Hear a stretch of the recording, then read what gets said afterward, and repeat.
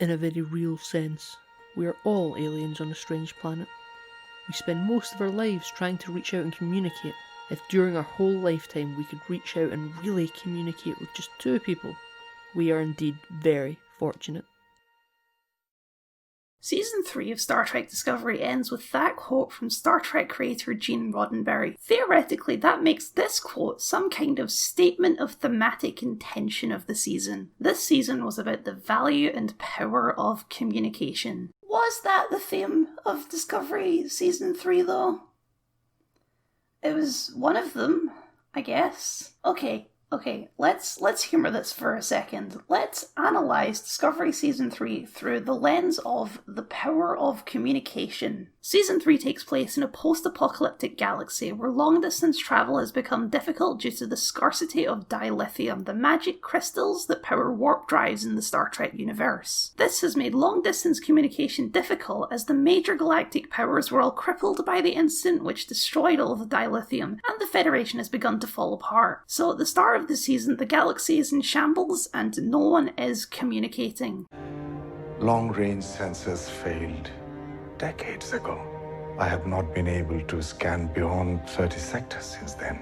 I would imagine it is the same for all others. Naturally, given this setup, you'd assume that the rest of the season is about the crew of Discovery re-establishing galactic communication. You, friend, have not watched Star Trek Discovery before. Season 3 is primarily about finding the source of the burn, the event which caused all of the dilithium to explode. They don't go to Ni'Var to re-establish communication, they go because they need access to their research. Re-establishing communication is a side effect of that mission. Same thing when they go to Trill. If you want to go looser, then Adira learning to connect with their symbiote could be seen as fitting the theme of communication. Book literally uses psychic powers to reach out and communicate with big worms. The people of Earth and the people of Titan have been at war because of a failure to communicate. When was the last time your 2 peoples talked with one another? Saru has to connect with Su'Kal in order to get him out of the holographic program he's lived his entire life in. Gray desires connection and communication that he can't get when Adira is the only person that can see him. I'm stretching now. Osira tries to open negotiations for a peace treaty with the Federation, which Vance shuts down because she won't stand trial for her war crimes. Burnham literally sends a communication to her mum, which gets the Ni'Varans to come and help in the final battle. Imagine that help is in quotation marks because they didn't actually do anything. Now maybe all of that was enough to justify the end message for you. That was a long old list of things related to communication, so that justifies it as a theme. If I have successfully convinced you that communication is the theme of Discovery Season 3, allow me to run a little experiment with you. If man is to survive, he will have to learn to take a delight in the essential differences between men and between cultures. He will learn the differences in ideas and attitudes are a delight, part of life's exciting variety, not something to fear. Season 3 of Star Trek Discovery ends with that quote from Star Trek creator Gene Roddenberry. Theoretically, that makes this quote some kind of statement of thematic intention for the season. This season was about the value and power of diversity. Was that the theme of Discovery Season 3 though? It was one of them, I guess. Okay. Let's humour this for a bit. Let's analyse Discovery Season 3 through the lens of the power of diversity. Season 3 takes place in a post-apocalyptic galaxy where long-distance travel has become difficult due to the scarcity of dilithium, the magic crystals that power warp drives in the Star Trek universe. The major galactic powers were all crippled by the incident which destroyed all of the dilithium, and the Federation has begun to fall apart. So at the start of the season, the galaxy is in shambles, and diversity has become less valued as planets have become more isolationist. I do not understand. Earth is no longer part of the Federation. Why should we be? We can take care of ourselves. Naturally, given this setup, you'd assume that the rest of the season was about the crew of Discovery teaching this new galaxy the value of diversity. You, friend, have not watched Star Trek Discovery before. Season 3 is primarily about finding the source of the burn, the event which caused all of the dilithium to explode. Though there are some plot points that fall into this theme. Adira's trip to Trill causes quite a commotion as they're a symbiote host that isn't a Trill. But by the end, the Trill realise that other races may be the future of the Trill tradition. The Barzan guarding the Seville and his different views on death spark a debate about the morality of the situation. A big deal is made on Ni'Var about reunification, meaning the Romulans and Vulcans have returned to living on a single planet after the Romulan departure centuries ago. We see during the trial that there are 3 separate ambassadors from the planet, a Vulcan, a Romulan, and a Romulo-Vulcan. We learn via this debate that these factions are having some problems living on the same planet with some deep-rooted misgivings about the others. And due to these disagreements, they are unable to reach an agreement, which is when Michael Burnham delivers a speech about the true value of diversity and cooperation. Spock believed that together you could create something bigger than yourselves. That's what this quorum is. That's what Ni'Var is. On a meta level, Discovery has always boasted a diverse crew with many different backgrounds and orientations, amplified this season in particular by the addition of Adira, the first non-binary main character in a Star Trek series. When Georgiou goes back to the Mirror Universe, she brings ideals of the Federation back with her, including a greater value placement on diversity. Specifically, she starts utilising the Mirror Universe Saru as an advisor of sorts. Oh! There was that whole plotline about a piece of music that everyone in the galaxy knew going beyond cultures and civilizations, and oh wait, that plotline was dropped. Never mind. Saru attempts to convince Su'Kal to join by saying this. Outside can be challenging, Dangerous. but it is also beautiful and diverse and filled with wonder. Osira's genuine attempt to form a peace treaty with the Federation could be seen as a test of diversity. The Emerald Chain are a seemingly evil organisation, but does that mean they should be completely scorned and shut down from any kind of negotiation? Apparently yes. Yes, it does. Okay, I'll stop now. I've made my point. You can take any word, call it a theme, and read it into everything. That doesn't actually make it a theme, or a message, or a moral, or a motif. Themes are woven into the narrative themselves. They're subtextual and self-evident. Star Trek Discovery does have an underlying theme.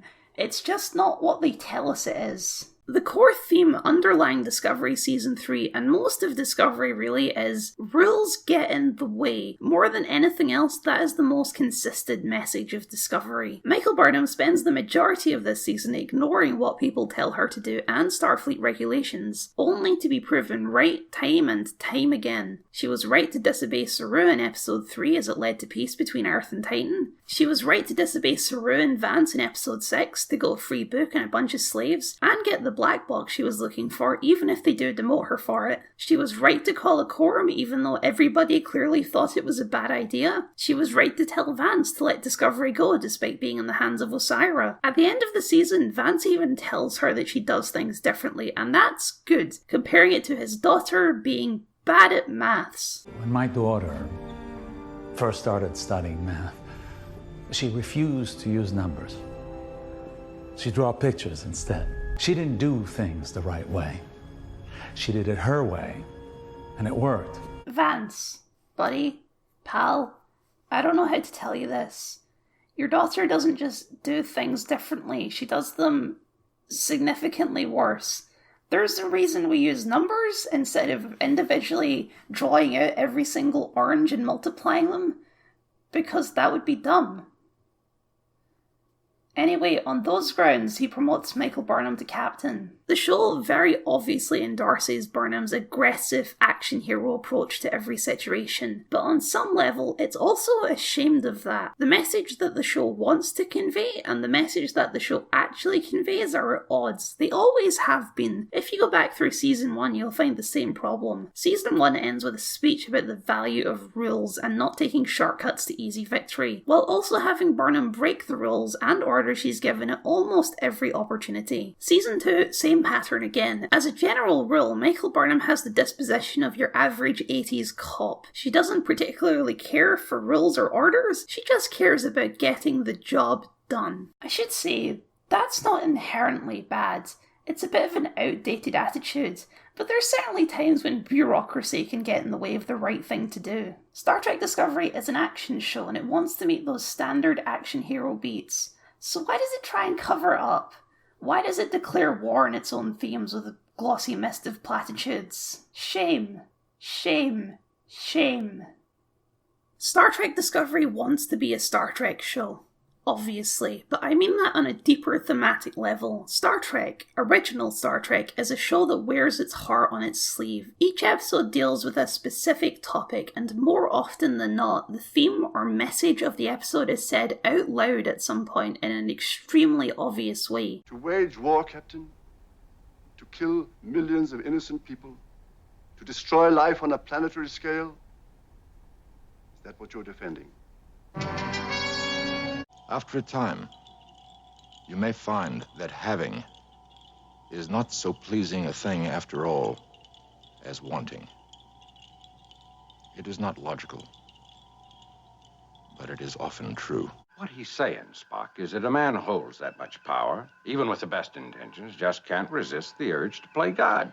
Thank you, Doctor. I was able to gather the meaning. But Star Trek isn't an action show. It has action in it, but action isn't the focus of the narrative. Action is generally something the heroes seek to avoid. Star Trek is also a show that likes rules. James T. Kirk is not a cop on the edge, eager to break the chain of command and do what needs to be done. He follows the proper steps and the proper procedures whenever possible, because yes, Star Trek is about Kirk and Spock and Bones, but it's also about the Federation. Star Trek portrays the Federation as an absolute universal good in the galaxy, and so even if the occasional admiral goes insane, following what Starfleet tells you to do is probably the right call. They're clearly doing something right. Discovery likes the Federation too. It spends a lot of the show praising the Federation, but it also needs the Federation to be dumb, dangerous, and inept, so that they can give silly commands that Michael Burnham can ignore so she can be an action hero. These two narrative impulses are in constant conflict with each other, with the latter normally winning out. And that's why every season ends with a speech about the goodness of the Federation, because the show kind of needs you to forget all the parts where the Federation was portrayed as dumb and wrong. If you're paying attention to the show, this without fail leads to absolute thematic whiplash, as the show tells you one thing while demonstrating another. Do as I say, not as I do. And that's not to say that we shouldn't question or go against what authority tells us. It's not to say that the Federation shouldn't be infallible within the Star Trek universe. But if you want to tell that story,